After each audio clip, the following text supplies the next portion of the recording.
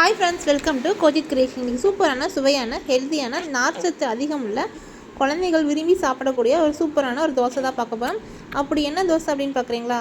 ஆமாங்க, குழந்தைங்களுக்கு ரொம்ப பிடிச்சமான மக்காசோளத்தில் எப்படி தோசை வருதுன்னு பார்க்கலாம். இதில் தோசை மட்டும் இல்லைங்க, பணியாரமும் சூப்பராக சொல்லலாம். வாங்க எப்படி செய்யுதுன்னு பார்க்கலாம். அதுக்கு ஃபஸ்ட்டு இந்த மாதிரி மக்காசோளம் வாங்கிக்கோங்க. நல்லா முத்தின கருதாக இருந்தால் நல்லாயிருக்கும். இந்த மாதிரி கருது வாங்கிட்டு இந்த மேலே இருக்க பல்லெல்லாம் இருக்கு இல்லைங்களா, அதை இப்படி எடுத்தீங்க அப்படின்னா கையாலேயே வந்துடும். அப்படி எடுக்க முடியாதவங்க மைஹோதி இருக்கு இல்லைங்களா, அதில் உருவினீங்க அப்படின்னாலும் அதுவும் வந்துடும்.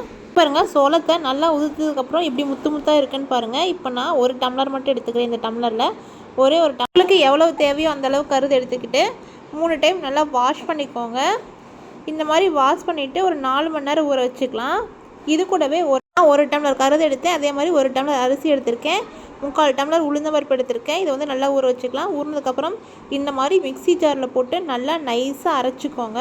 அரிசி, சோளம், உளுந்து 3யும் தனித்தனியாக நல்லா அரைச்சி எடுத்து வச்சுக்கோங்க. இப்போ இது நான் 3யும் வந்து தனித்தனியாக அரைச்சி எடுத்து வச்சுருக்கேன். இப்போ 3யும் வந்து ஒரு ஜாரில் போட்டு நல்லா மிக்ஸ் பண்ணிக்கலாம். மிக்ஸ் பண்ணிவிட்டு கூடவே கொஞ்சம் உப்பு போட்டுக்கோங்க. உங்களுக்கு உப்பு எந்த அளவுக்கு தேவையோ அந்த அளவுக்கு போட்டு நல்லா மிக்ஸ் பண்ணி வைங்க. 3 நல்லா மிக்ஸ் ஆகணும். இந்த மாதிரி நல்லா மிக்ஸ் பண்ணி எடுத்து வச்சுக்கோங்க. அப்போ தான் வந்து நல்லா மிக்ஸ் பண்ண தான் வந்து அந்த உளுந்து, அரிசி, சோளம் 3 நல்லா சேர்ந்து வரும்.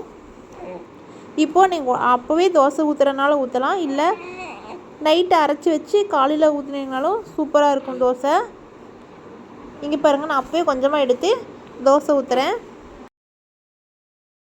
இந்த தோசை குழந்தைங்களுக்கு கொடுத்தீங்க அப்படின்னா குழந்தைங்க விரும்பி சாப்பிடுவாங்க.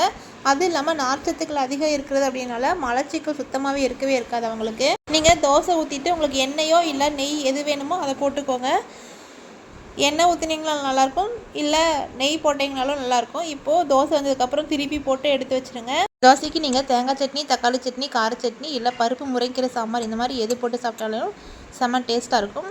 நீங்கள் வீட்டில் ட்ரை பண்ணி பார்த்துட்டு எப்படி இருக்குன்னு மறக்காமல் கமெண்ட் பாக்ஸில் கமெண்ட் பண்ணுங்கள். இந்த வீடியோ பிடிச்சிருந்தால் லைக் பண்ணுங்கள், ஷேர் பண்ணுங்கள், மறக்காமல் சேனலை சப்ஸ்கிரைப் பண்ணுங்கள். தேங்க்யூ.